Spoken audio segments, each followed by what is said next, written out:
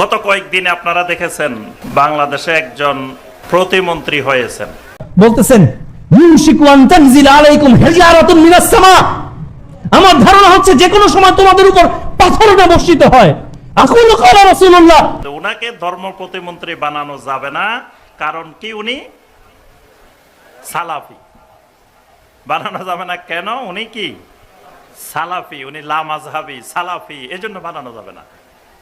তো এখন যদি উনি লামাযহাবী হয়, তো ইমাম আবু হানিফা রাহমাহুল্লাহ কোন মাযহাবের অনুসারী? ইমাম শাফি রহমতুল্লাহ আলাইহি কোন মাযহাবের অনুসারী? তারাও তো লামাযহাবী।